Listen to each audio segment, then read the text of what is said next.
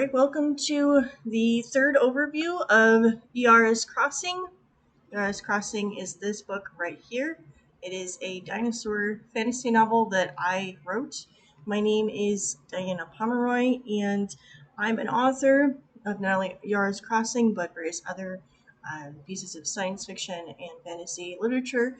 I am an artist, and I'm an educator throughout several community colleges in Southern California. In this video, I'm going to share a little bit about Tlactoc, who's one of the protagonists in Iara's Crossing. He is one of Iara's friends in the story, and he also turns out to be a love interest of sorts. And so we're going to get into this character's background, so how this character originated. I'm going to tell you a little bit more about who this character is in this story as well. And if you're interested in what I present to you here today in this YouTube video, welcome to my channel, by the way. If you're interested in what I'm sharing with you about this book, you can get a copy of this book. You can get a copy of this book along with some promotional materials, some promo swag that's available through Indiegogo. So please check out the Indiegogo link in the description box below if you're interested to learn more about this book and this project that I've been working on for about the past couple decades or so. So let's get into this video today. Let's learn a little bit more about this flame bowerbird colored avian called Tlactoc. So Tlactoc's story as a character really begins in the 1990s. In the last video, I talked about Iara, who is, of course, the protagonist to this story, Iara's Crossing, which, again, is a dinosaur fantasy novel I've been working on for the past few decades, going all the way back to my childhood. And this is a series of illustrations that I made when I was young, depicting Tlactoc's character then, who was called Velo. Velociraptor, okay. I was not the best at naming these things, but regardless, early on, his character was one that established itself as a protector of Raptor, what would later become Iara. His character was one where, even though he was a protector of Raptor, he was also an equal. So Velo's story is one where he is basically on the same ground as Raptor throughout the Adventures of Raptor comic series, throughout Jurassic Park 3, Raptor's Crusade, a story I wrote when I was a kid. Through all this time, Velo pretty much stuck by Raptor's side. And in this story, like, some parts of the character were established and maintained as I continue to write about this character over time. One thing about the story that has changed somewhat is not only Tlactoc's appearance, but also the fact that this character, Velo, would not stay. So this character actually became two separate characters. I'm going to get into in the next slide here. But towards the end of the Adventures of Raptor comic series, which you can learn more about in the previous video that I got posted to my YouTube channel, which, by the way, feel free to like, comment, share, subscribe, as all YouTubers will tell you, including myself. If you enjoy watching this content and learning more about these dinosaur characters that I've created over time. I'm getting back into it. So this last illustration that I've got here depicts Velo and Raptor together as parents. And this is something that I decided to change for the novel adaptation of Iara's Crossing that I've got going now. And you'll understand why this is in the story, so I'm not going to give too many more spoilers here, but the role that this character has is not quite the same in this story. Okay, so the way that this character has changed, just as with Iara's character, this character has changed over time in appearance and in their role and like who they are. And so let's learn more about how this character, Velo, how he became actually two totally different characters. And let's learn more about that story arc on the next slide. So in the early to mid 2000s, I started to write a story that would become Iara's Crossing. It was a novel. It wasn't before it was a novel. It was a comic series. And in the previous video, I talked about how the comic series emphasized mad scientists that had brought dinosaurs back to life, only for them to turn on their human counterparts. And so here we have some concept illustrations from that comic. And Velo, tomato, as we say, that dinosaur character here, the top three illustrations, was still called that. But by the time I was writing Iara's Crossing as a comic series in 2008, the name of that character, the behavior of that character changed altogether. And so Philo became Tlactoc, and also another character as well, Atum Banu. So both of those characters came out of this story, where Tlactoc's character was established in the comic series of Iara's Crossing as a character that was very, I want to say, reticent, reluctant, shy, also explosive, quick to anger, quick to respond and react. And so there was this interesting dichotomy there in that character. And so Tlactoc was originally Iara's love interest in Iara's Crossing, but he had competition, and that was with this other dinosaur character that originated from Velo as well. So it's like I took that character of Velo from the 90s and I divided it into two characters. So whereas Tlactoc was the more quiet, subdued, yet also explosive and reactionary character, Atum Banu was the more powerful protector type dinosaur character. And so I wrote Iara's Crossing so that there was a competition between Tlactoc and Atum Banu. And this is carried over into the final novelization of Iara's Crossing, but the way, again, that the story is written is vastly different. And you're going to have to read the book. You're going to have to read the book to find out what happens. I'm not going to spoil any more of it for you here. And Atum Banu, I might do another video on him later on, depending on how well this video series does on the main characters of this story. But essentially, Tlactoc became a minor character in the comic. He wasn't really important to the story, and that character had early on some other features associated with him, like a bower that he built. He had a collection of things that he had. But in Iara's Crossing, you'll notice that he was, in the comic series, he was blue. So he had beautiful, like, blue feathers, blue and white. Really modeled after, like, a heron or an egret kind of coloration. Very beautiful colors. And then Atum Banu was modeled after merlin, or a bird, which is a small bird of prey. Totally different color scheme for that dinosaur. And now, what's interesting is that as I continue to rework the Iara's Crossing comic series that went into the novel adaptation, the character arcs of Tlactoc and Atum Banu actually flipped, so that Tlactoc became more central to Iara's life in the story, whereas Atum Banu, that storyline faded into the background.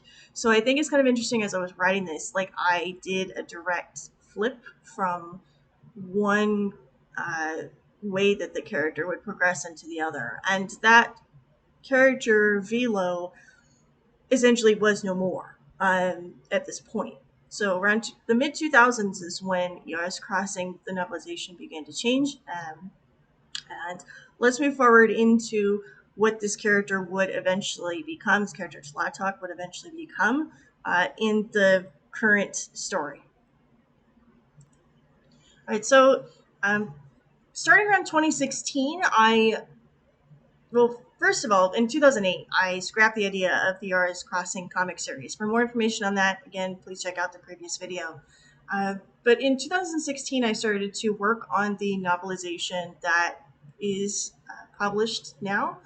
And these are some concept illustrations of Tlactoc. And you'll notice that there is a significant color change in this character. So initially, Tlactoc was modeled after like a heron or an egret, a beautiful blue coloration. Now, Tlactoc takes on the coloration of a flame bowerbird. And there's actually a reason for this. In the 2016s, 2020s, that range of time, there was a documentary that came out narrated by David Attenborough called The Dance of Birds, I think, or Dancing with Birds. And one of the birds / characters in that story was a flame bowerbird. Now, I had studied bowerbirds here and there. Like, I found them interesting. I found their coloration interesting. I found birds of paradise interesting as a group. And so I learned a little bit about this bird, and when I watched the documentary, I was struck by that bird's story, where this bird in the documentary continued to get rejected. So the bird had this like awesome like bower that he constructed out of like his own saliva and mud and sticks, because birds, you might be surprised to know, birds are excellent architects. They build all kinds of fantastic stuff. And birds are characterized as having a habit of collecting things. So this is often attributed to crows or to ravens and magpies, where they will find shiny things and they will collect them. And bowerbirds take this one step further, and they will collect specific colors and specific shapes. So when I started writing this character again, I initially went with two colors that Tlactoc preferred based on what bowerbirds prefer. Flame bowerbirds specifically, they tend to prefer blue and green colors, and they will collect anything that is blue or green.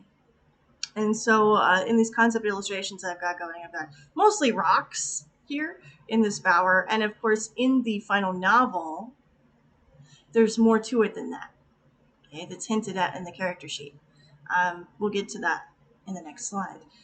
But basically, yeah, so Tlactoc has a very interesting sort of lifestyle that I established based on the bowerbird, where everywhere he goes, including following Iara and her journey, he will build a bower and he will collect things. So he'll collect rocks and other items along the way, and he will make a little collection. So everywhere he goes, he's got to have like a little collection of stuff. It's kind of like taking souvenirs. Wherever you go, he's got a collection of stuff. And Iara doesn't really mind it. She finds it kind of interesting.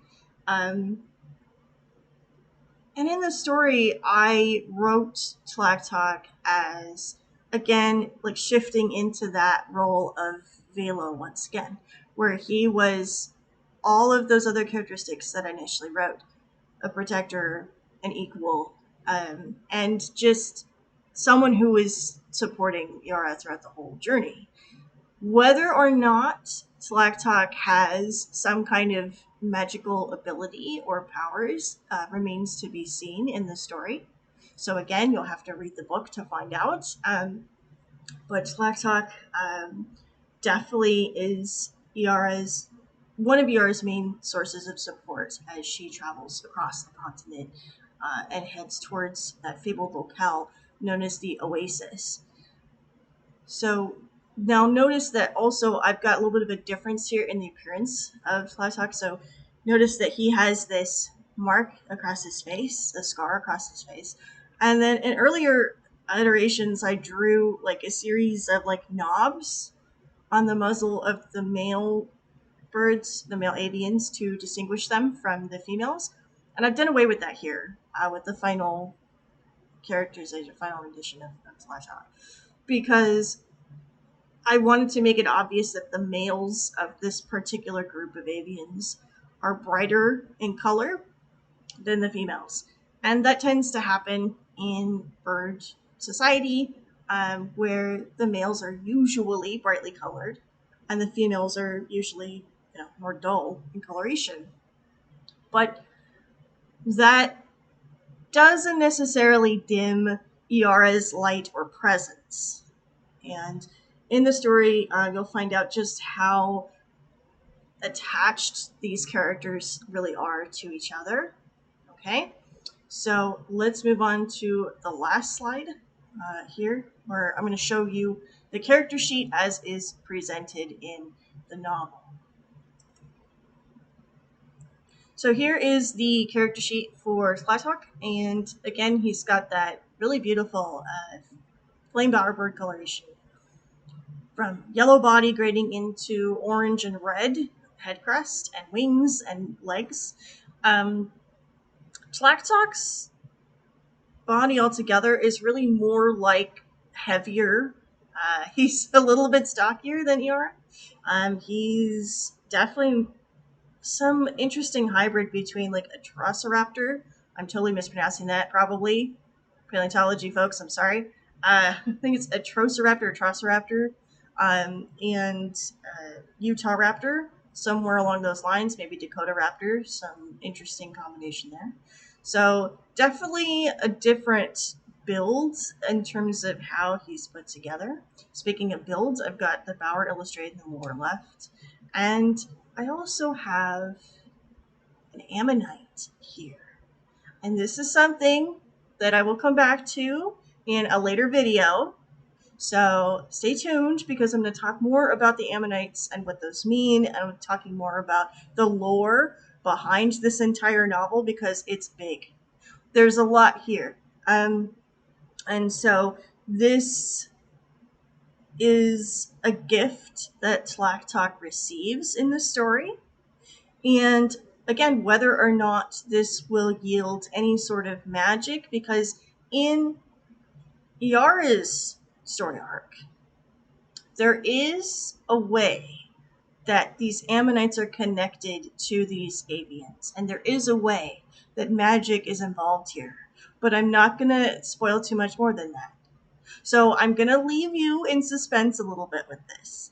But again, Tlactoc, his role in this story is not only as a protagonist, but also as a main support for Iara throughout this journey that she takes. Whether or not these two will end up together at the end of the story, whether or not they go their separate ways, what's going to happen, I'm going to leave that up to you to find out. So thank you for stopping by and watching this video today. I really appreciate it. And like I said at the very start, please feel free, click on the Indiegogo link in the description and support me and my story and these characters. And if you want to know more, about these characters, feel free to also subscribe to my YouTube channel here, because I'm going to continue releasing videos roughly once a week, describing these characters and explaining this world of this novel that I wrote, this dinosaur fantasy novel called Iara's Crossing. Okay, so if you have a chance to check out the Indiegogo, if you have a chance to watch the flip through of this book, please go ahead and do that.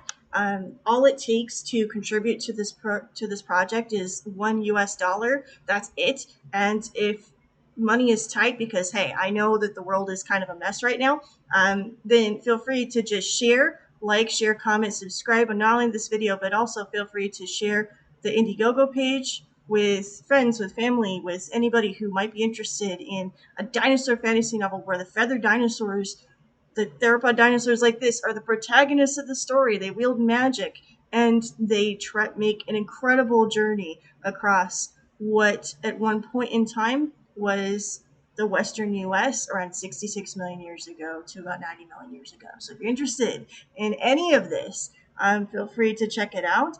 Thank you for watching today. I hope that wherever you are in the world, you have a fantastic day, night, middle of the day. Who knows what time you're watching this video. But thank you, and I will see you at the next YouTube video on Iara's Crossing.